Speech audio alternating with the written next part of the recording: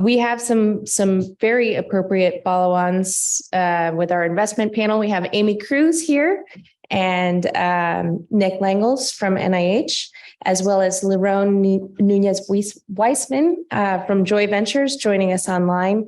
And we're going to be talking about some of the opportunities in the investment space for neurotechnology.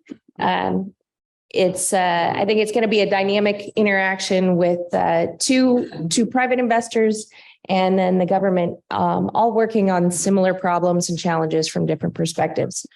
So with this, I would like to introduce Amy Cruz of Satori Neuro.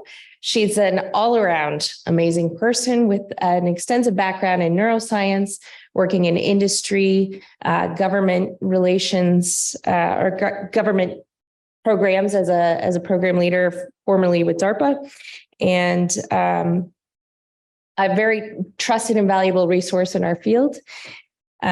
Joining us online is Liron Nunez-Weissman from Joy Ventures, and Joy is about to launch its second fund with a focus on life-changing neuroscience solutions. And the fund brings a global perspective, but is focused on investing in the United States, which is very exciting. And early stage companies at that. They have a really unique investment thesis. And Nick Langels is here because he's dying to give away money. He's got too much and doesn't know what to do with it. So we're going to talk about how that infusion of non-dilutive capital can help us advance the field and, like I said, put people like Dr. Mayberg out of business. What I'd like to do, and Liron, I think we've got you there online with your fantastic background. And if I can ask you, I'm going to ask each of our presenters to go beyond my introduction and talk about their funds or programs, their thesis, and the opportunities that they're bringing to us. So we'll start with Liron and then go Amy and Nick. Thank you, Jojo. So Joy is a venture builder and a fund focused on bringing novel neuroscience solution to the market. We have a unique model, which we call Lab to Life, and it spans from funded academic research all the way to investment in existing and growing companies. And our model has basically 3 pillars of activity. First, we collaborate with visionary scientists and fund academic research where we recognize that the science is really at the cusp of a breakthrough. And with the high potential for commercialization. Second, we identify groundbreaking IP that can serve as foundation to a new solution and partner with either talented partners or entrepreneurial-minded researchers to build and launch new ventures. And then third, we of course also invest in existing early-stage startups and follow on as they grow. In terms of ticket sizes, as we target the initial investment to be in early stages of pre-seed to A, we are very flexible and it could go in the range of 500K to 2 million. When it comes to sponsored research, we are even more flexible and we base our funding decision on the resources and financing needed to prepare the science for commercialization. And in general, the funding can range anywhere between 50K to 1 million. And to date, we have funded over 50 scientific research projects and 11 companies. In terms of primary areas of interest, while we like to say that we consider everything within the neuroscience area, we do focus on specific themes such as sleep or coping with stress and neuroinflammation and neuroimmunity. Both in terms of influence of the neural system on the immune system and influence of the immune system on the neural system.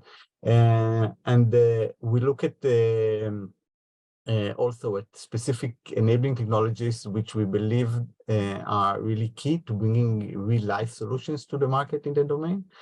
And these include both measurement technologies, such as brain sensing and biosensing, with the focus on technologies that can enable pervasive 24/7 monitoring, as well as intervention technologies such as novel closed-loop modulation and sensory stimulation methods.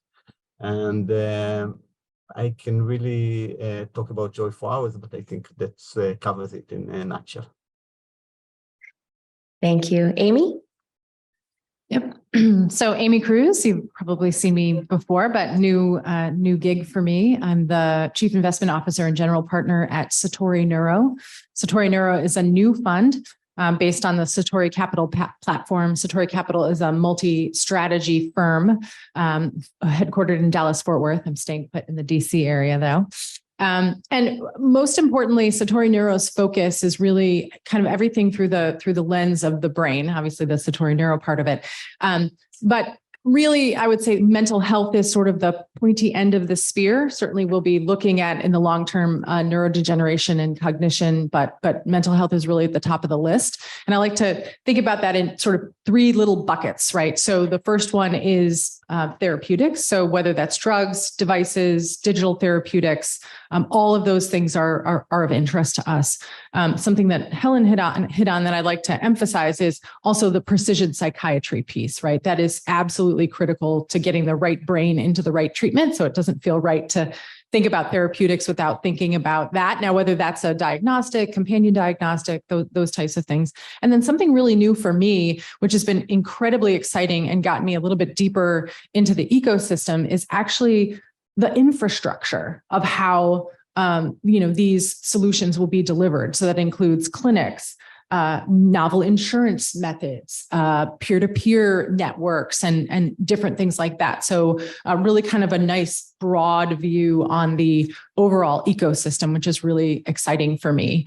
In terms of check sizes, will probably range between $250K and $2 million, which is, kind of I would say, allow us to lead rounds in the early stage and allow us to follow in the later stage. We will be looking cross stage, so it will not just be an early stage fund. And then the second thing, which it was really interesting and part of what Satori does very well, is we'll have a co-investment fund that rides alongside the main fund. So if we want to double down or increase positions in a particular area, that will sort of allow us to do that. So a lot of flexibility, really excited, obviously building things right now, but already the number of opportunities, in front of me is astounding, just in a month and a half of, sort of having my shingle out. So just really excited to be out and interacting with the community and hearing all the great ideas. Great. And Nick, I know you have some slides that you did prepare and we're not going to leverage here, but we can make them available to attendees digitally after the conference. So with that, I'll let you go ahead. Thanks, Jacob.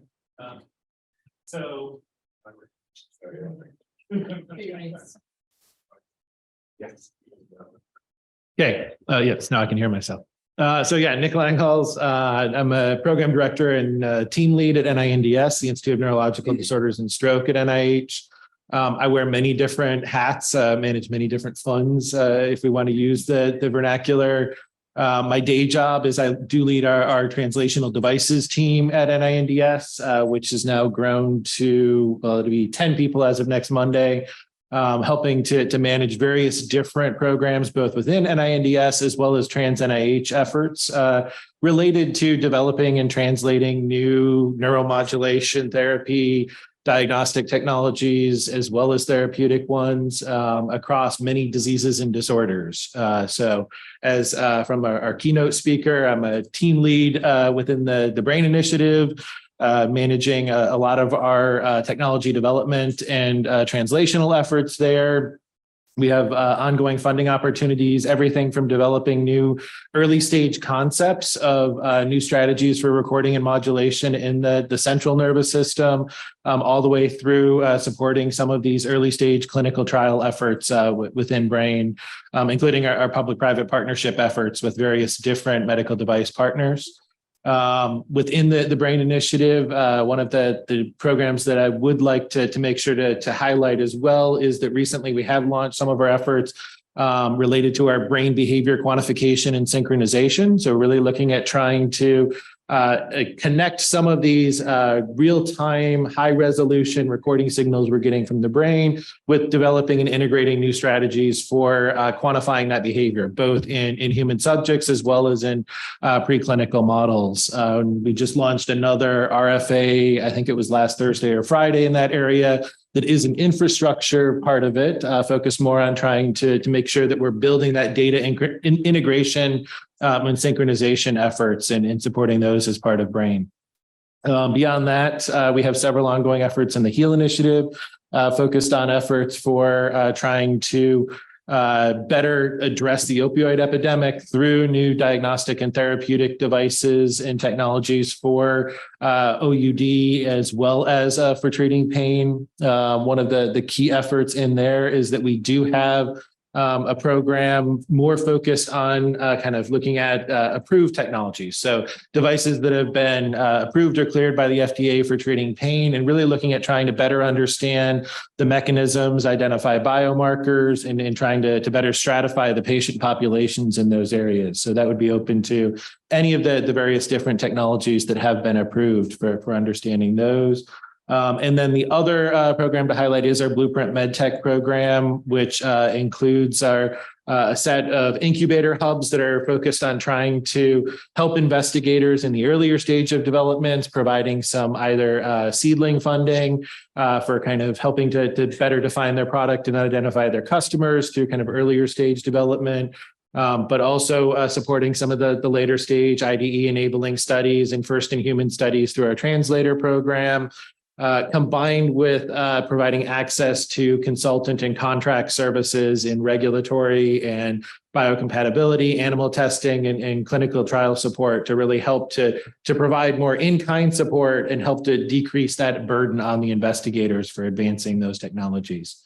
And for the Blueprint MedTech program, both the HEAL initiative and the BRAIN initiative have signed on, as well as I believe about 10 other NIH institutes and centers so far to support projects within their missions and help facilitate those.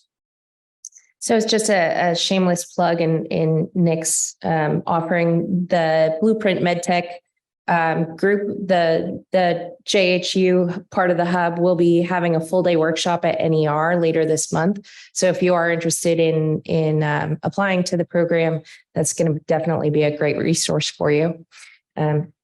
Done with my advertising now. So one of the things that I really like about this particular group is that all of you have significant experience in the field of neurotech investing already. And between Joy Ventures and Amy, your previous experience at Prime Movers Lab, and Nick, obviously you've been with NIH and directing funds for quite some time. What are the things that you've learned, Amy and Lerone, from your previous funds, and how have you adapted your current thesis and investing strategies? And Nick, how has NIH evolved in its support priorities? I think, Amy, if you want to start us off. Yeah, no, I mean, I think a couple of things. One is that, it always takes longer than the companies think to sort of get things done. And so that, combined with kind of the fundraising environment as it is now, definitely encouraging companies to raise more money than, it used to be like, oh, we're going to raise for 18 months and we're going to go back out. We're going to raise for 18 months and we're going to go back out. It's like, that doesn't work. Like, that's not working right now. And so definitely really leaning in with the companies that I've been working with on sort of that capital journey planning, which then impacts how you think about the size of the investment or this, how long it's going to carry them through and sort of things like that. The other thing I would say is that the space is, if anything, heating up more, just more rapidly over the past, I would say 3 years than I would say not that I expected, but like joyfully, hopefully that in a good way. And so that's been really interesting, because when you go to look at the opportunities that are out there, there are definitely several things to look at in each category. It's not like there's just one of these and one of those and one of these. It's like there's 5 or 6 or 10 of those. And, so that is really driven me to do something that we did at Prime Movers Lab, which is, something I'm going to carry forward now in Satori Neuro, which is really a good landscaping effort. Like, it takes time to sort of go out there and talk to, as one of my colleagues says, kiss a lot of frogs, but, you got to go out there and see the frogs, and so that landscaping effort is really critical to making sort of good investments and knowing where you want to head, or also just kind of trying to read the tea leaves and see where the field and the market is headed. So those are some of the things that I've learned and, am bringing forward. Supply chain and other stuff really just crushed a lot of hopes and dreams over the last 2 years. So, that like really doubling down on helping companies, work through some of that stuff has really been really critical. But yeah. Great. And Lerone, what have you learned between Joy 1 and Joy 2? Yeah. So first of all, I'm really connecting to what Amy just pointed out to, and I think I really see these points as well. But Joy had quite a journey in the last couple of years because the first Joy 1 was really born out of sheer excitement by some of the developments in neuroscience that we had been witnessing in the last decade. And from the outset, our aim was to bring the benefits and impact and of all these new discoveries to as many people as possible. And Joy 1 took this aspiration quite literally and focused on science-based consumer products. But our experience showed us that although the market has a huge need, and maybe because the need is so obvious, it's saturated with companies selling everything from half-baked ideas to full-fledged snake oil. And this means that standing out of the noise and gaining the trust of the market and achieving widespread adoption is very hard, prolonged, and expensive endeavor. For this reason, in Joy 2, we've made 2 key adaptations to our strategy. One was really doubling down on the science, making sure that everything that we do comes from groundbreaking or inspiring science. We want something really out there. And 2, we focus on medical first solution, and this means starting with solutions that target clinical problems where the pain is evident, reimbursement is possible, and regulatory clearance and approval is attainable. And then ultimately, our aim would be to find a path over the years to using this technology solution in less clinical settings, preferable at home and for broader population. So these are the 2 key learnings we had. Great. Nick, you have the benefit and the curse of the pace of government. So I think I'm going to be the optimist and focus on the positive part of that, which is your longer lead time in creating programs gives you an opportunity to see through a wider lens what's happening with your programs from start to finish. So how is that changing programs under your purview? Yeah, I think overall, what I've discovered is that all of this is really just a different sort of experiment. So, we're definitely in a lot of our programs venturing into areas where NIH hasn't played in that sandbox before. So some of this is trying to figure out new ways of doing things in the government and in NIH in particular on how to fund more risky projects. So how can we better leverage different funding streams and cooperative agreements and milestone-driven projects so that, rather than just giving investigators a small amount of money, we can provide them access to over $10 million in some of these awards but contingent upon them meeting those annual milestones and deliverables to de-risk the taxpayer investment, as well as de-risk it from a senior leadership perspective at NIH to ensure that the money isn't necessarily going to waste. So, a lot of that is definitely a learning experience internally. It's also, I'd say, a learning experience for some of the investigators that are much more used to kind of traditional NIH grants where they're given a bucket of money to kind of go off and follow their own paths, whereas ours are much more targeted towards accomplishing a lot of these development efforts or deliverables along the translational pipeline.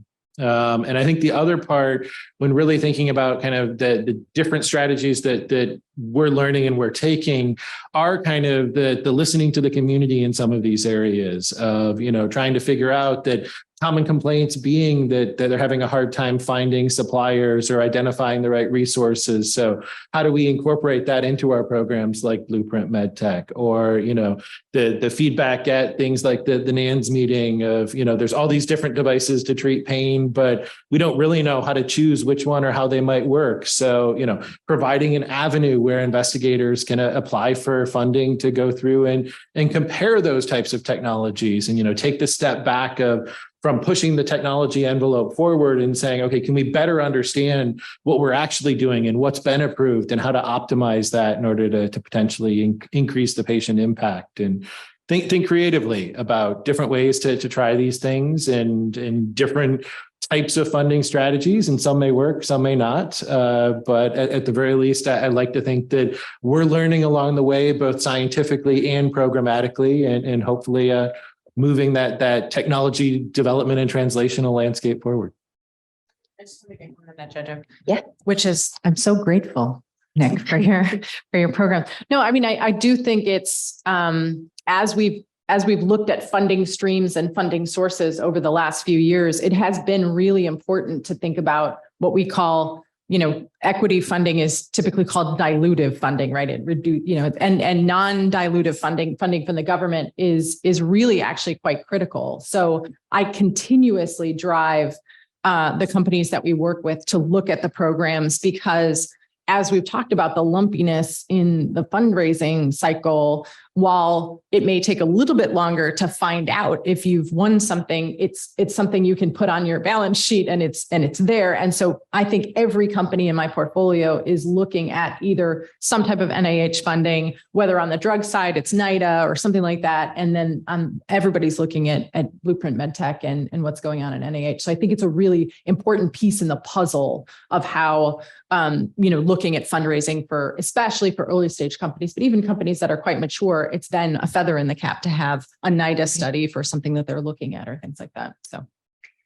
And Nick, I just want to say thank you this is why I love having you on panels and listening to you speak, is because you're willing to think creatively and talk about thinking creatively, which is not something we typically associate with government entities.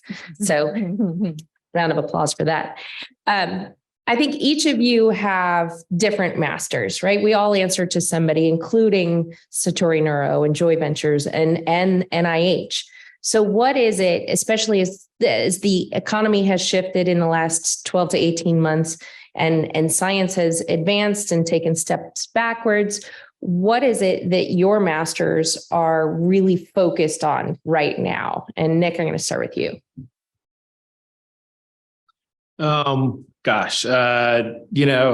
think that probably, sadly, one of the biggest things that our leadership anyway is focused on and concerned about is a lot of the budget uncertainty. For those that aren't following, we've exceeded the debt limit and are approaching the extraordinary measures deadline this summer. We have a divided Congress and White House to try and negotiate through that, as well as then the budget for next fiscal year. And so each year NIH's budget is dependent upon Congress and the president getting together and agreeing on how much money they're going to give us. And so the uncertainty around that is definitely leading to a lot of challenges and budget uncertainty internally of being careful on overcommitting ourselves under the possibility that the last time we were in a similar situation with similar rhetoric, there were massive sequestration cuts applied to a lot of the federal agencies. So While things have generally been good from a budgetary standpoint the last few years, we have a lot of uncertainty in planning for the future in that.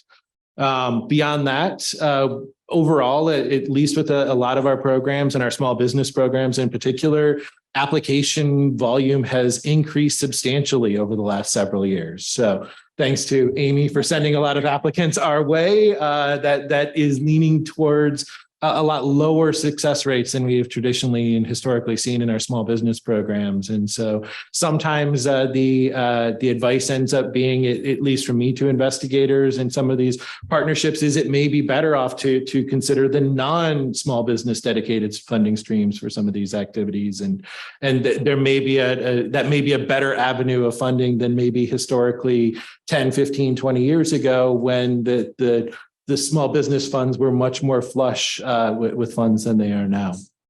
And I think the third thing that leadership is definitely thinking about is, in a lot of these special programs and initiatives, how to maximize the impact of the money that we're putting in. And in particular, thinking about what we can do with that is different than the normal NIH funding streams. That, in general, over 3/4 of NIH's money goes to standard investigator initiated research grants, R21s, R01s, and our alphabet soup, basic research project grants, fellowships, training awards, those types of things. So with the other efforts, either in the special congressional set-aside programs, like with the HEAL Initiative and the BRAIN Initiative and the Alzheimer's disease and related dementia funds, those ones trying to figure out how we can really create that value added in the program, not only for the community, but also as a demonstration of potential success back to Congress to show that we are using those funds wisely and it is having an impact in the overall landscape. Well, and in fact, I get to be your boss in this case, because as a taxpayer, you at some point need to answer to all of us. And so I do just want to point out one creative program that you've been putting out there.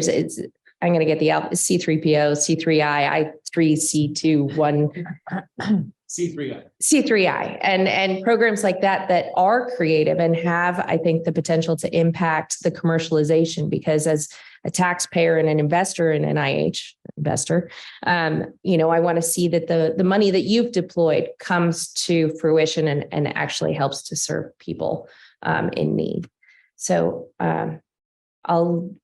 Amy, looks like you've got a lot to say. Oh, I don't know. I think I broke out in hives when you said sequestration, Nick. That was like, I was like, oh, I remember. Like I have trauma. PTSD. I have trauma from the last sequestration. In terms of thinking about the stakeholders, Satori Capital was actually the original group started out in private equity and then built into an alternatives business, which Satori Neuro is a new part of that business. They came out of the conscious capitalism sort of foundations, and there's a very much a stakeholder approach to conscious capitalism, which is really thinking about all of the people in the ecosystem and how they interact. And so I would say, obviously, the investors are limited partners in the fund, know that, right? Like that's part of what they're investing in, is the way Satori does business. And so I would say that two things. One is, of course, returns, right? People invest in venture because, it has the potential for sometimes outsized returns, and certainly performs differently than money in the public markets. And so, people are investing in venture for that particular reason. I would say that because of the again, craziness that's happened in the market, especially over the last couple of years, I think there's no need to oversell. I think, at times people, like 10X for this, all these returns. And I actually think that, most of the investors in our group are looking for reasonable venture returns, like there's none of this sort of craziness that's hopefully done permeating through the system. The second thing, though, is they expect, because of the nature of Satori, is they expect great relationships with the companies that we invest in and the CEOs that we work with. And I'm very fortunate to have built up that kind of reputation over the last few years, certainly as an investor, and will sort of carry that through. And I think that's really important because, probably as Liron will talk about, like venture is a relationship business. It's a relationship with your investors. It's a relationship with the companies that you invest in and how you work with them and assist them. And I think those two pieces are really, really quite critical for sort of answering to the powers that be. Because if we make great investments, but we don't treat the companies and the CEOs and the larger ecosystem well, I don't think that's a win. So that's something that I'm really enjoying as part of the kind of the Satori ethos. And Liron, when I said earlier that Joy is a global fund, I think that's uniquely true with your limited partners. But so I'm very curious to know if you want to talk about them a little bit, and then how have their expectations changed from Joy 1 to Joy 2? First of all, their expectations haven't changed. It's just us that we understood how to serve their expectations better, I think. And if Amy talked about the kind of ethos behind Satori, we have kind of a similar kind of ethos in the sense that our LPs have consistently emphasized to us that what they seek is really long-term investment opportunities, and they're looking at they want to see companies that can endure for 10, 15 years and grow significantly in terms of both impact and market size. So short-term profits are simply not a priority for them, and therefore not for us. And this philosophy really underpins our strategy, and this is why we can place such strong emphasis on the science and the methodological step-by-step journey from lab to life. And of course, there's the question of how a company can consider remaining sustainable for 15 years.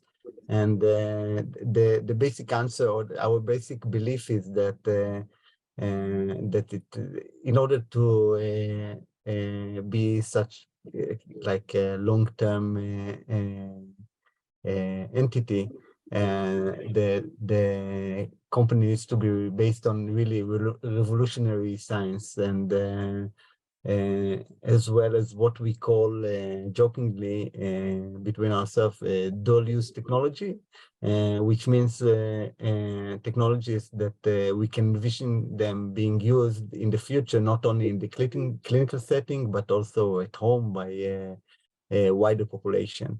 So all this was true in Joy 1. It's just that we think that we found a much better way of achieving it, and we embody it in Joy 2 and what we're doing in Joy 2. Great.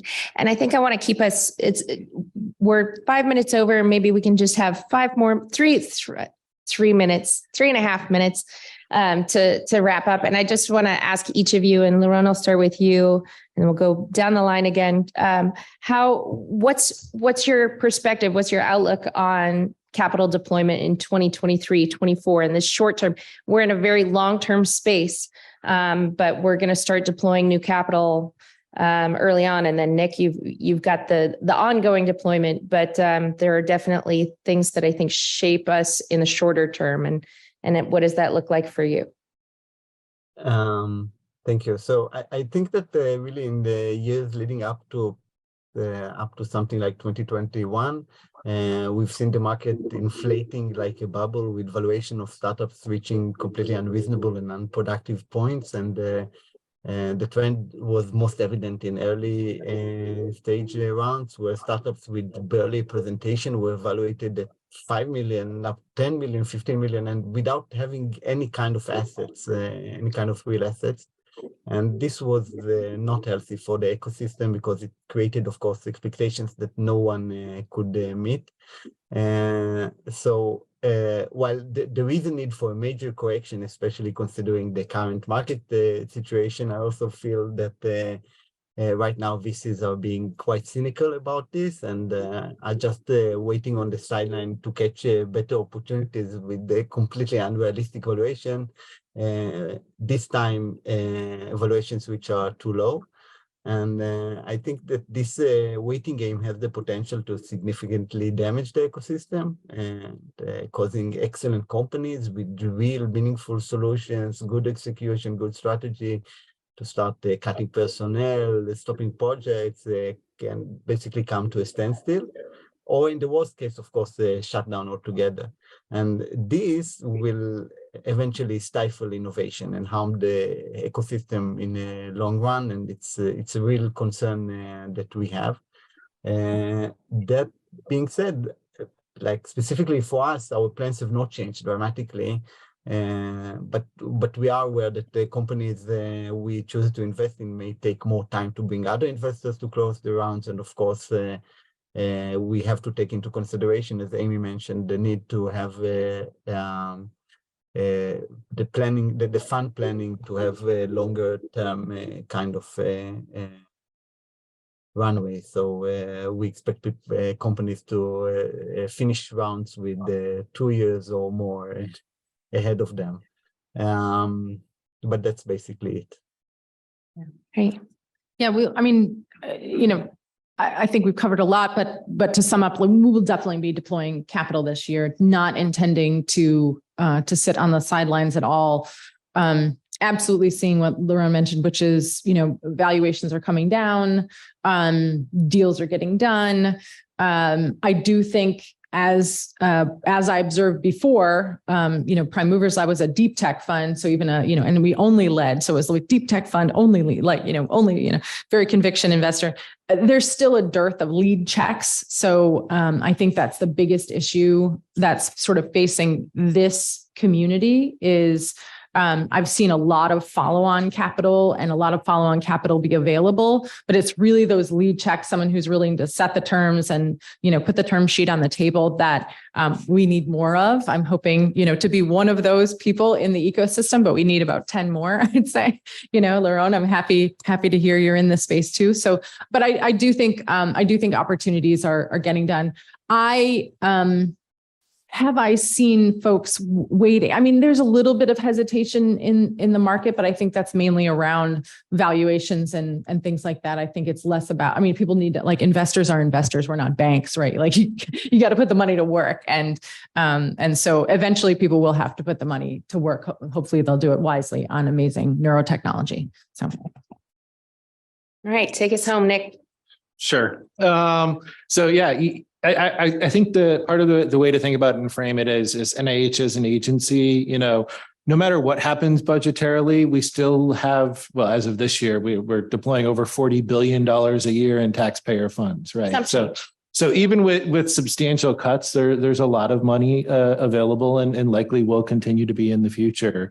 So the best thing to think about or keep in mind is that, following that funding, it might get more competitive for grants over time. Success rates may go down some. You may also need to think a little bit creatively about how to pivot some of the studies that you're working on in order to chase some of the money, which isn't always what the academic community thinks about, but the industry community, I think, tends to be much more open to, if certain indications have special set aside funds, that's an avenue, or considering, that there may be opportunities where your primary indication, you're funded sufficiently on the venture side, and, think about what that second indication might be. And maybe that's the avenue to pursue with the government funding if there's other avenues there. So I know Amy's always in favor of land and expand. Mm-hmm. So all of that's generally, I think, positive. And the other general plug to put out is, where we are here to help direct you, me, my team, and various other different collaborators around the agency. So, if you have questions, feel free to reach out and we can do our best to point you in the right direction. Fantastic. Thanks. Jim? Okay, well, thank you very much. That was a great session. Nick, before you leave, I just want to put in a plug for another one of your programs that you didn't mention, which is the TABA CS program. TABA stands for Technology and Business Assistance / CS Consulting Services. And this is up to $50,000 additional funds for any NIH Phase 2 awardee within the last couple of years that basically you can use to hire consultants. And Jeremy Koff, who runs the Neurotech Reports consulting services, would love to have Neurotech Reports considered. But of course, you can pick whoever you want. But not a lot of, this is a new program, so not a lot of people know that it's out there. But if you are a Phase 2 awardee, it's an extra $50,000 you can use. And maybe the other program to pitch as well is the applicant assistant program, which is designed to help new potential applicants to the small business programs through. So it's another avenue whereby you can didn't know get about some that one. additional Okay. mentorship and help through the application process and preparing your materials. Thanks, Nick. All right, let's take a break.